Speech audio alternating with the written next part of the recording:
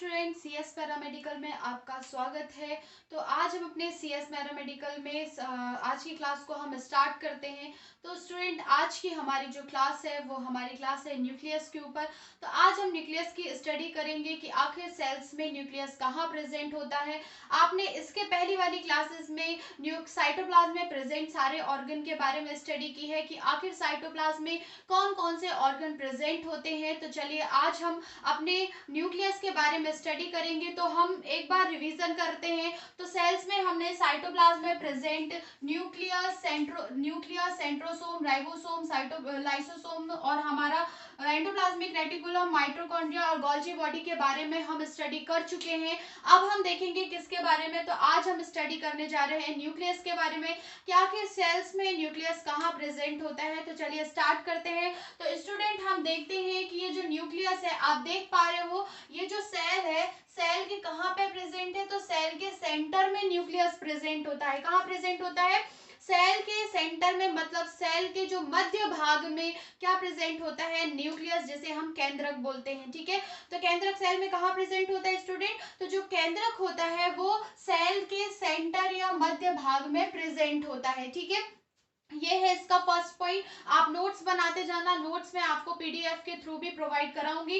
तो क्या देख पा रहे हैं हम, ये जो सेल्स है, सेल के सेंटर में क्या प्रेजेंट है? न्यूक्लियस प्रेजेंट है। ठीक है, तो ये सेंटर में प्रेजेंट होता है। न्यूक्लियस कहाँ प्रेजेंट होता है? तो सेंटर में न्यूक्लियस प्रेजेंट होता है। ठीक है, फिर हम आते हैं इसके शेप की। अगर हम बात करें स्टूडेंट, तो न्यूक्लियस का शेप कैसा होता है? तो न्यूक्लियस स्टूडेंट राउंड शेप में प्रेजेंट होता है। कैसा होता है? राउंड शेप में। तो आप ये देख पा रहे हो, ये न्यूक्लियस है जो सेंटर में प्रेजेंट है और इसका शेप कैसा है? तो ये राउंड शेप में प्रेजेंट होता है। ठीक है स्टूडेंट, अब हम देखेंगे स्टूडेंट कि ये कहाँ कहाँ प्रेजेंट होता है और कहाँ कहाँ प्रेजेंट नहीं होता है। तो स्टूडेंट हमारे जो स्केलेटल मसल्स है, स्केलेटल मसल्स का मतलब आप समझते हैं, हमारी जो बॉडी की मसल्स होती हैं, स्केलेटल मतलब बोन से लगी हुई जो मसल्स होती हैं, उस मसल्स में जो हमारा न्यूक्लियस है वो एक से अधिक भी पाया जाता है। मतलब फॉर एग्जांपल स्केलेटल मसल्स है और ये स्केलेटल मसल्स है, और स्केलेटल मसल्स में जो सेल्स प्रेजेंट होती हैं, इन सेल्स में न्यूक्लियस एक से अधिक भी होते हैं। ठीक है, तो यदि आपको क्वेश्चन आता है कि कौन सी सेल्स में न्यूक्लियस एक से अधिक होती है, तो जो हमारी स्केलेटल मसल्स होती है स्टूडेंट, वहां पे न्यूक्लियस एक से अधिक प्रेजेंट होता है। ठीक है,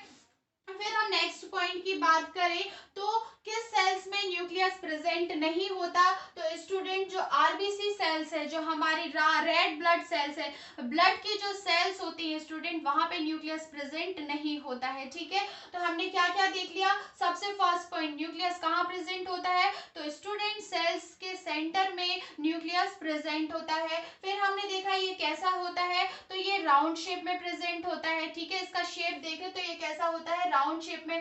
फिर हमने देखा कि आखिर कौन सी सेल में, कौन सी सेल्स में हमारा ये जो न्यूक्लियस है कितना पाया जाता है। तो ये जो हमारा स्केलेटल मसल्स की जो सेल्स होती है वहां पे न्यूक्लियस एक से अधिक पाए जाते हैं। फिर हमने देखा कि कहाँ पे न्यूक्लियस प्रेजेंट नहीं होते। तो स्टूडेंट जो आरबीसी की सेल्स होती हैं उनमें न्यूक्लियस नहीं पाए जाते। आरबीसी की सेल्स में न्यूक्लियस नहीं पाया जाता, इसीलिए जो आरबीसी की कोशिकाएं होती हैं वो विभाजन नहीं दर्शाती हैं। ठीक है, तो ये हमने देखा किसके बारे में, कुछ न्यूक्लियस के इंपॉर्टेंट पॉइंट। ठीक है, अब एक और पॉइंट आप देखना कि जैसे हमने क्या पढ़ा था, जो सेल वॉल होती है स्टूडेंट, सेल वॉल के ऊपर एक मेम्ब्रेन होती है जिसे हम प्लाज्मा मेम्ब्रेन बोलते हैं। हमने देखा था ना, जो सेल वॉल है, ये आप देख पा रहे हो, ये जो सेल वॉल है वो कैसी है? डबल लेयर होती है। मतलब डबल लेयर का मतलब क्या कहलाता है? डबल पॉलिथीन से पैक। ठीक है, एग्जाम्पल देखिए मैं आपको समझाती हूँ।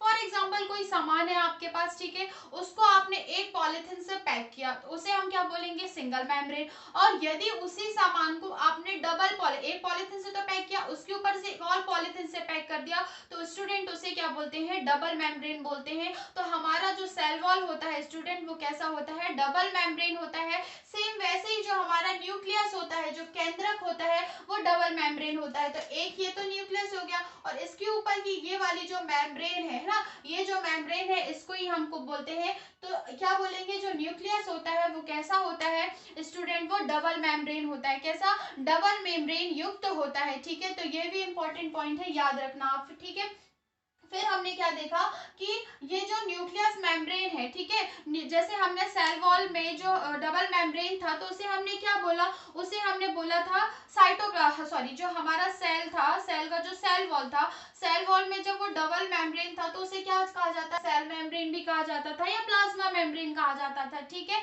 वैसे ही हमारे जो सेल वॉल की डबल मेम्ब्रेन होता है उसे हम क्या कहते हैं, सेल वॉल की तरह ही जो न्यूक्लियस के चारों ओर जो मेम्ब्रेन होती है स्टूडेंट, उसे हम न्यूक्लियर मेम्ब्रेन कहते हैं। क्या कहते हैं, तो उसे हम न्यूक्लियस मेम्ब्रेन कहते हैं, ठीक है। फिर हमने क्या देखा कि जो न्यूक्लियर मेम्ब्रेन होती है ये साइटोप्लाज्म में न्यूक्लियस को अलग रखने का काम करती है, ठीक है। तो आखिर ये न्यूक्लियर मेम्ब्रेन क्यों पाई जाती है, तो देखिए ये क्या हो गया, न्यूक्लियस, और ये हो गई न्यूक्लियस मेम्ब्रेन। तो ये न्यूक्लियस मेम्ब्रेन इसीलिए पाई जाती है क्योंकि ये साइटोप्लाज्म से अलग रहे, जो केंद्रक है, ये जो केंद्रक है ये साइटोप्लाज्म से अलग रहे। तो आपको मालूम है मध्य वाला भाग कौन सा है, सेंटर का वाला भाग कौन सा है, न्यूक्लियस, और इसके जो आजू बाजू वाला भाग है, ये जो आजू बाजू वाला ब्लैंक पार्ट है जहाँ पे लिविंग ऑर्गन प्रेजेंट है, वो क्या है, साइटोप्लाज्म में। तो साइटोप्लाज्म मतलब ये वाला पार्ट हो गया साइटोप्लाज्म और ये वाला पार्ट हो गया न्यूक्लियस। तो दोनों को अलग करने का काम कौन कर रहा है स्टूडेंट, तो दोनों को अलग करने का काम कौन कर रहा है, हमारे सेल में, हमारे न्यूक्लियस में प्रेजेंट न्यूक्लियस मेम्ब्रेन। तो ये हो गया एक और पॉइंट, ठीक है। अब हम नेक्स्ट पॉइंट की बात करें कि न्यूक्लियस में प्रेजेंट, देखो जैसे साइटोप्लाज्म में भी हमने बोला था कि लिक्विड प्रेजेंट होता है ना, ये जो साइटो है, साइटो में क्या प्रेजेंट होता है, लिक्विड प्रेजेंट होता है, इसे ही हम क्या बोलते हैं, साइटोप्लाज्म बोलते हैं। वैसे ही जो न्यूक्लियस होता है, न्यूक्लियस के अंदर भी कुछ क्या प्रेजेंट होता है, लिक्विड प्रेजेंट होता है, इसीलिए हमारा जो न्यूक्लियस होता है उसे क्या कहा जाता है, प्रोटोप्लाज्म कहा जाता है। तो क्या कहा जाता है, प्रोटोप्लाज्म कहा किसे कहा जाता है, न्यूक्लियस में प्रेजेंट जो लिक्विड होता है स्टूडेंट, उसे ही क्या कहा जाता है, प्रोटोप्लाज्म। तो आप साइटोप्लाज्म और प्रोटोप्लाज्म में अंतर याद रखिएगा कि आखिर साइटोप्लाज्म किसे कहा जाता है और प्रोटोप्लाज्म किसे कहा जाता है। तो स्टूडेंट जो हमारे न्यूक्लियस में प्रेजेंट होता है लिक्विड, उसे हम क्या कहते हैं, हमारे जो साइटोप्लाज्म में प्रेजेंट होता है उसे, तो साइटोप्लाज्म में जो लिक्विड प्रेजेंट होता है उसे तो हम साइटोप्लाज्म कहते हैं।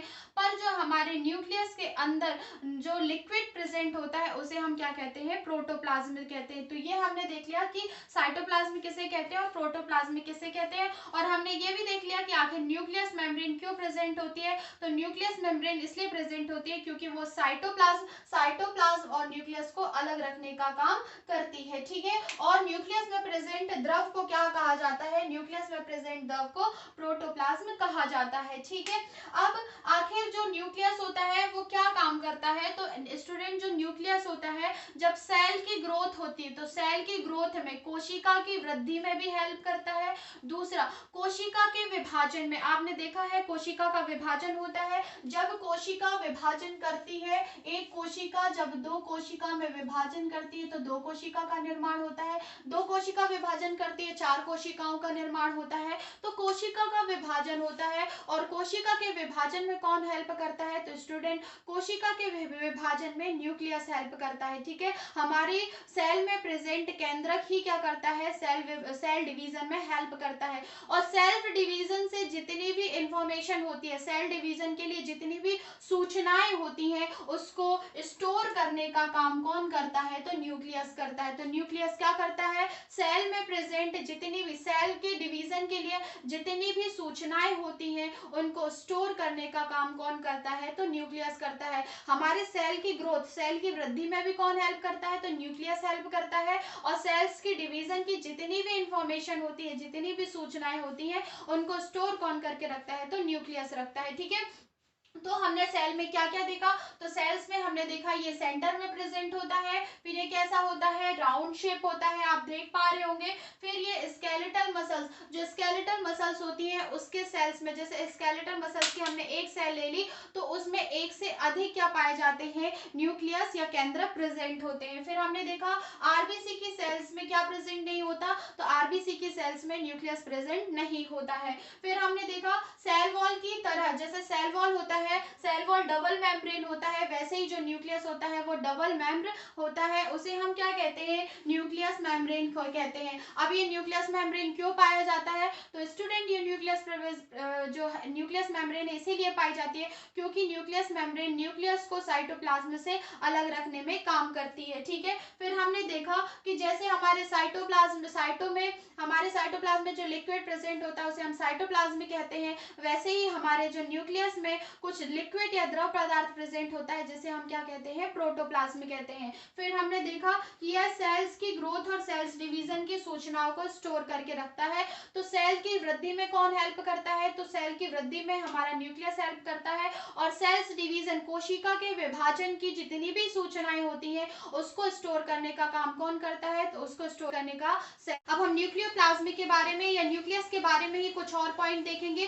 तो स्टूडेंट जो न्यूक्लियस होता है, आपने न्यूक्लियस देखा कहाँ प्रेजेंट होता है, तो सेंटर में प्रेजेंट होता है। अगर हम न्यूक्लियस की बात करें तो जो न्यूक्लियस में लिक्विड प्रेजेंट होता है उसे हम क्या कहते हैं, न्यूक्लियोप्लाज्म। ठीक है, तो ये जो न्यूक्लियोप्लाज्म होता है स्टूडेंट, इसी न्यूक्लियोप्लाज्म के अंदर क्या प्रेजेंट होता है, तो इसी न्यूक्लियस प्लाज्म के अंदर सेंट्रोसोम प्रेजेंट होता है। क्या प्रेजेंट होता है, सेंट्रोसोम प्रेजेंट होता है। तो सेंट्रोसोम कहाँ प्रेजेंट होता है, न्यूक्लियस के अंदर ही सेंट्रोसोम प्रेजेंट होता है। ठीक है, फिर हमने देखा ये जो सेंट्रोसोम स्टूडेंट किससे बना हुआ होता है, तो स्टूडेंट ये सेंट्रोसोम डीएनए और हिस्टोन प्रोटीन से मिलकर बना हुआ होता है। ठीक है, और बहुत सारे सेंट्रोसोम एक गुच्छा तैयार करते हैं जिसे हम क्या कहते हैं, क्रोमेटिन कहते हैं। तो क्रोमेटिन किसे कहते हैं, तो बहुत सारे हिस्टोन प्रोटीन, बहुत सारे क्रोमोसोम क्या करते हैं, क्रोमोसोम डीएनए और हिस्टोन प्रोटीन से मिलकर बने होते हैं, और यही क्रोमोसोम क्या करते हैं,